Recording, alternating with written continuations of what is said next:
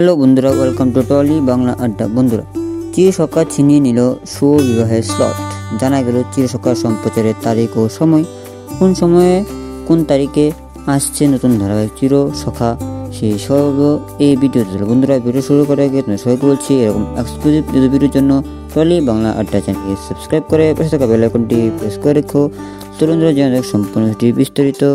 বন্ধুরা, টেলিভিশনের জনপ্রিয় ধারাবাহিক শুভ বিবাহ শেষ হতে চলেছে। স্টার জলসায় এই জনপ্রিয় ধারাবাহিকটি মনোরঞ্জন করছে দর্শকদের অনেকেই। রাত 9টার স্লটে দেখা যেত শুভ বিবাহ, কিন্তু জানা গেছে এর জায়গায় খুব শীঘ্রই আসতে চলেছে নতুন ধারাবাহিক চিরসখা।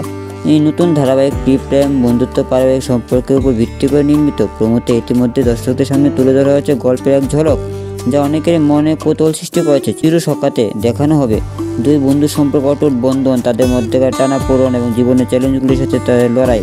নতুন ধারাবাহিকে কেন্দ্রীয় চরিত্রে থাকছেন টেলিভিশনের খুবই পরিচিত মুখ, যারা তাদের অভিনয় দক্ষতার মাধ্যমে চরিত্রটিকে জীবন্ত করে তুলবে। এখন প্রশ্ন হচ্ছে, শুভ বিবাহকে শেষ হতে চলেছে? তোমাদের জানিয়ে রাখি, শেষ হচ্ছে না শুভ বিবাহ।